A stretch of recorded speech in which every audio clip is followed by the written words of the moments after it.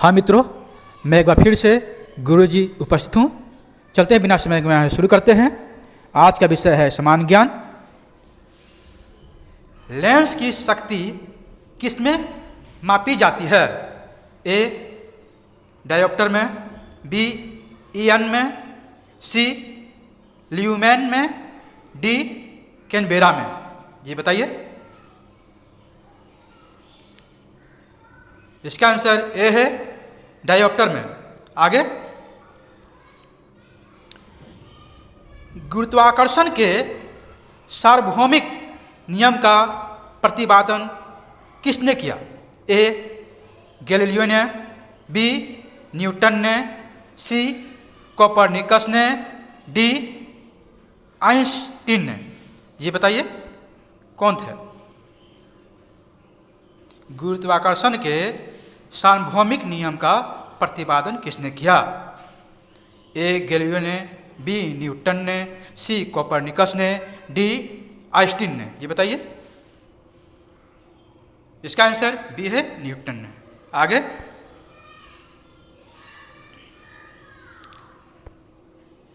एक विलियन लाल लिटमस को नीला कर देता है। उस विलियन का पीएच मान क्या होगा? ए 7 से कम, बी 1 से अधिक, सी 5 से कम, डी 7 से अधिक। ये बताइए। ए 7 से कम, बी 1 से अधिक, सी 5 से कम, डी 7 से अधिक। जी बताइए। इसका आंसर डी है 7 से अधिक। आगे, निम्नलिखित में से किस मिश्र धातु में तांबे की मात्रा अधिकतम होता है? ए पीतल में, बी कांसा में, सी जर्मन सिल्वर में, डी गन मेटल में। जी बताइए। इसका आंसर बी है कांसे में, यानी कांसा में। ठीक है। आगे, जलयुक्त गिलास में तैरता हुआ बर्फ का टुकड़ा जब पिघलता है तो पानी का स्तर पर क्या प्रभाव पड़ता है? ए नीचे गिरेगा, बी ऊपर उठेगा, सी वही रहेगा, डी पानी के तापक्रम में निर्भर करेगा। पानी के तापक्रम पर निर्भर करेगा। जी बताइए। इसका आंसर सी है वही रहेगा।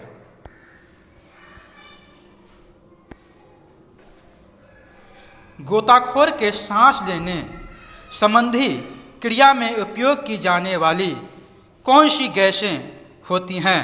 ए ऑक्सीजन तथा नाइट्रोजन, बी ऑक्सीजन तथा हीलियम, सी ऑक्सीजन तथा आर्गन, डी ऑक्सीजन तथा नियॉन। ये बताइए इसका आंसर क्या होगा?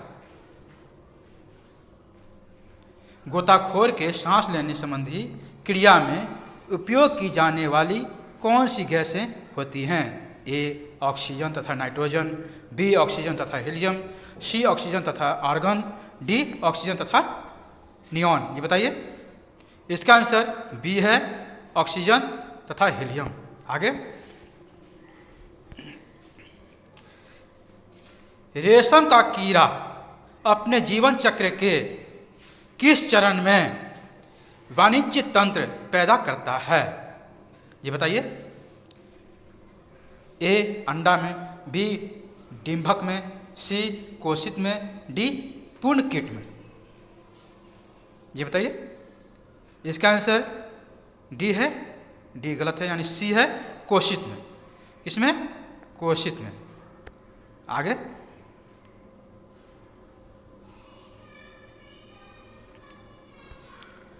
लोकसभा का कोई प्रत्याशी अपनी जमानत खो देता है यदि उसे कितना मतों का भाग प्राप्त न हो सके?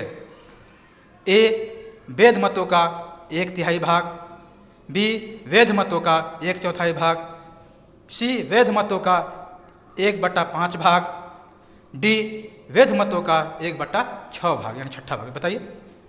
इसमें से आंसर कौन सा आएगा? इसका आंसर डी है 1/6 भाग।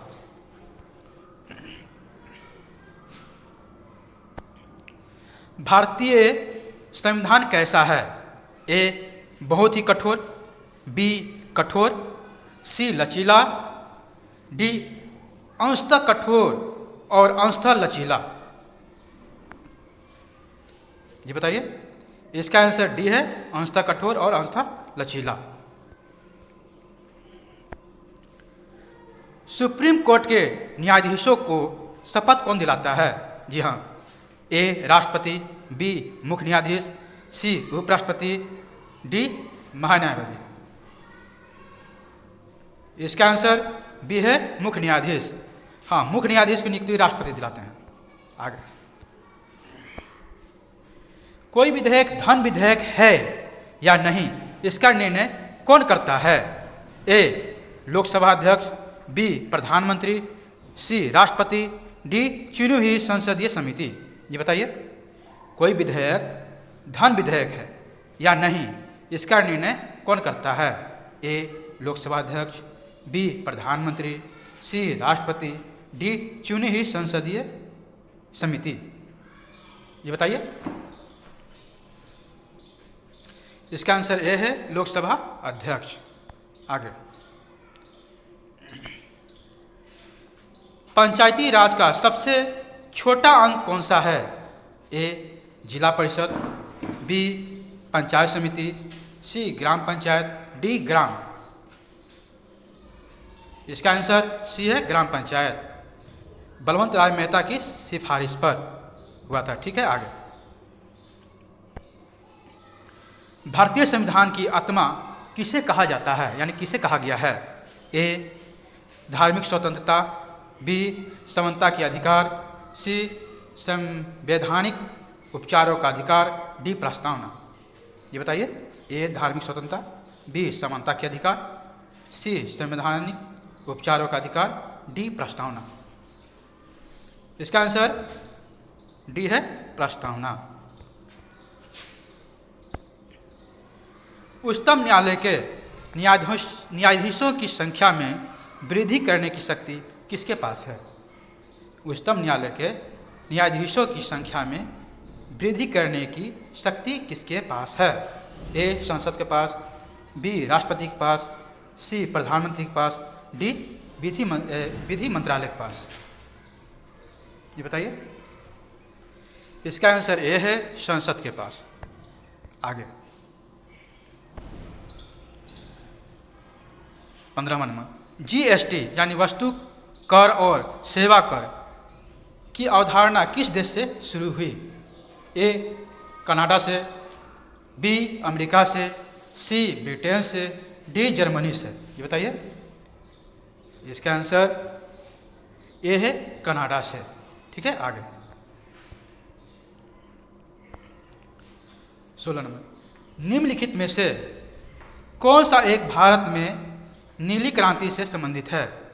ए पुष्प कृषि, बी रेशम उत्पादन, सी मत्स्य पालन, डी बागवानी। ये बताइए।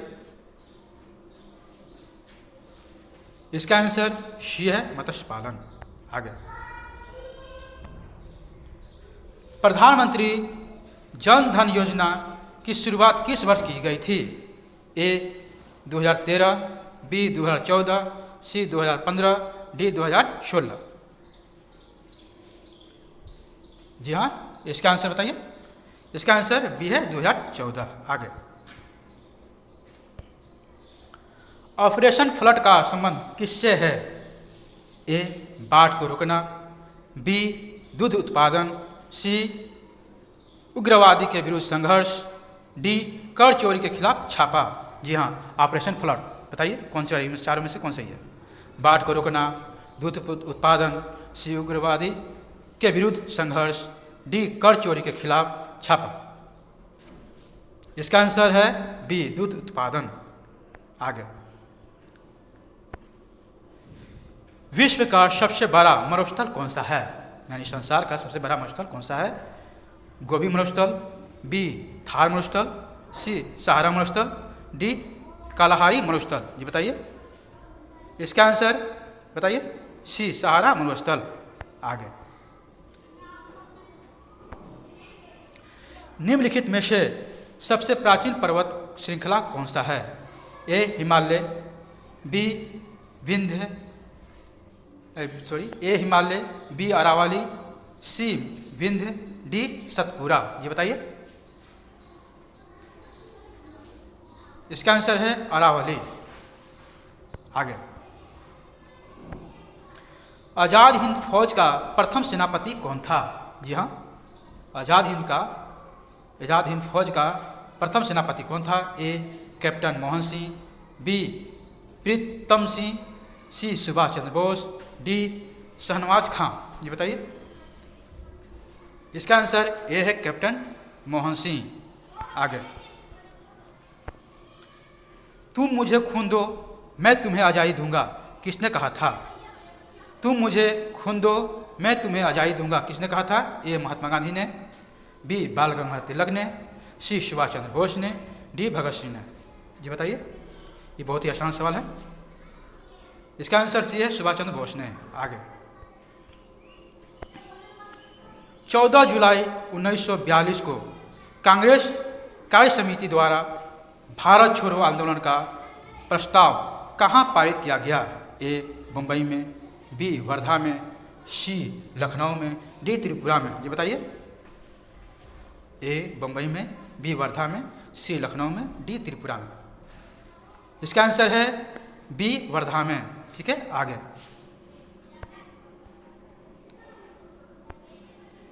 शिवाजी का राजधानी कहाँ था? शिवाजी का राजधानी कहाँ था? ए रायगढ़ में, बी सतारा में, सी मैपूरंद में, डी तंजौर में। ये बताइए शिवाजी की राजधानी। इसका आंसर ए है रायगढ़ में। ठीक है आगे 25 भारत की प्रथम महिला शासिका रजिया सुल्तान किस वंश की थी? ए खिलजी वंश की, बी गुलाम वंश की, सी तुगलक वंश की, डी सैयद वंश की। बताइए ए खिलजी वंश, बी गुलाम वंश, सी तुगलक वंश, डी सैयद वंश। इसका आंसर है बी गुलाम वंश। आगे सिंधु सभ्यता की विकसित अवस्था, सिंधु सभ्यता की विकसित अवस्था में निम्नलिखित में से किस स्थल से घरों में कुआं के अवशेष मिले हैं? ए हड़प्पा से, बी कालीबंगा से, सी लोथल से, डी मोहनजोदड़ो से। जी बताइए इसका आंसर बताइए। डी है मोहनजोदड़ो। आगे सिंधु घाटी के लोग विश्वास किसमें करते थे? ए आत्मा में, ए आत्मा और ब्रह्म में, बी कर्मकांड में, सी यज्ञ में, यज्ञ प्रणाली में, डी मातृशक्ति में। ये बताइए जी हाँ उसमें मातृशक्ति था, उसमें मातृशक्ति में लोग ठीक है आगे डी 28 अकबर द्वारा बनाई गई श्रेष्ठतम इमारतों में निम्न में से कहाँ पाई जाती है? ए आगरा में, आगरा किले में, बी लाहौर के किले में, सी इलाहाबाद के किले में, डी फतेहपुर सीकरी में। इसका आंसर डी है फतेहपुर सीकरी में। आगे 1857 के विद्रोह के समय ब्रिटिश प्रधानमंत्री कौन था? ए चर्चिल, बी पामस्टन, सी एटली, डी ग्लैडस्टोन। ये बताइए ए चर्चिल, बी पामस्टन, सी एटली, डी ग्लैडस्टोन। ये बताइए इसका आंसर बी है पामस्टन। आगे भारत में 1613 ईस्वी में अंग्रेजों ने अपनी पहली फैक्ट्री कहाँ स्थापित की? ए गोवा में, बी सूरत में, सी बंगाल में, डी अमरकोट में। जी हाँ ए गोवा में, बी सूरत में, सी बंगाल में, डी आरकोट में। ये बताइए इसका आंसर है बी सूरत में। आगे कुछ दिल्ली सल्तनत से प्रश्न है देख लेते हैं। दिल्ली सल्तनत का वास्तविक संस्थापक कौन था? यहाँ ए कुतुबुद्दीन ऐबक, बी इल्तुतमिश, सी रजिया सुल्तान, डी फिरोज शाह। जी हाँ, इसका आंसर बी है इल्तुतमिश। ऐसे दिल्ली वंश का पहला था गुलाम वंश, उसकी स्थापना कुतुबुद्दीन ऐबक ने किया था, लेकिन वास्तविक संस्थापक था इल्तुतमिश। आगे, दिल्ली को राजधानी बनाने वाला प्रथम शासक कौन था? ए कुतुबुद्दीन ऐबक, बी इल्तुतमिश, सी आराम शाह, डी फिरोज शाह। जी हाँ, बताइए, दिल्ली को राजधानी बनाने वाला प्रथम शासक था वो कौन था? जी हाँ, बताइए, ए कुतुबुद्दीन ऐबक, इल्तुतमिश, आराम शाह या फिरोज शाह। इसका आंसर बी है इल्तुतमिश। ठीक है, आगे 33 नंबर, गुलाम वंश का प्रथम शासक कौन था जो मोहम्मद गौरी का गुलाम था? जी, ए कुतुबुद्दीन ऐबक, बी बलबन, सी इल्तुतमिश, डी फिरोज शाह। बताइए, ए कुतुबुद्दीन ऐबक, बी बलबन, सी इल्तुतमिश, डी फिरोज शाह। इसका आंसर है ए कुतुबुद्दीन ऐबक। आगे, किस गुलाम वंश के शासक को कुरान खां कहा जाता था? ए कुतुबुद्दीन ऐबक को, बी बलबन को, सी नासिरुद्दीन मोहम्मद को, डी फिरोज शाह को। जी बताइए, कुरान खां, क्योंकि वो पूरा कुरान को कंठस्थ याद किए हुए था। बताइए, इसका आंसर ए है कुतुबुद्दीन ऐबक। आगे, गुलाम वंश का शासन कब से कब तक था? गुलाम वंश का शासन कब से कब तक था? ए 1206 से 1290 तक, बी 1206 से 1210 तक, सी 1236 से 1238 तक, डी 1206 से 1287 तक। बताइए, इसका आंसर ए है 1206 से 1290 तक। और कुतुबुद्दीन ऐबक था 1206 से 1210 तक। आगे 36 में, भारत में तुर्की राज्य का संस्थापक किसे माना जाता है? यहाँ अगर यहाँ तक देख लें तो एक लाइक जरूर बनता है मित्रों, एक लाइक करें, शेयर करें। अब आगे, भारत में तुर्की राज्य का संस्थापक किसे माना जाता है? ए कुतुबुद्दीन ऐबक को, बी बलबन को, सी नासिरुद्दीन मोहम्मद को, डी फिरोज शाह को। ए कुतुबुद्दीन ऐबक को, बी बलबन को, सी नासिरुद्दीन मोहम्मद को, डी फिरोज शाह को। जी हाँ, इसका आंसर ए है कुतुबुद्दीन ऐबक को। आगे ठीक है, आगे, दिल्ली सल्तनत के किस शासक को गुलामों का गुलाम कहा जाता है? दिल्ली सल्तनत के किस शासक को गुलामों का गुलाम कहा जाता है? ए कुतुबुद्दीन ऐबक को, बी बलबन को, सी इल्तुतमिश को, डी फिरोज शाह को। इसका आंसर है इल्तुतमिश को। ठीक है, आगे इल्तुतमिश को, क्योंकि कुतुबुद्दीन ऐबक गुलाम था और उस गुलाम का भी गुलाम था इल्तुतमिश, वह शासक बना, इसलिए उस गुलामों का गुलाम कहा गया। ठीक है, आगे यहाँ तक बनने के लिए थैंक यू, शुक्रिया, बहुत बहुत धन्यवाद।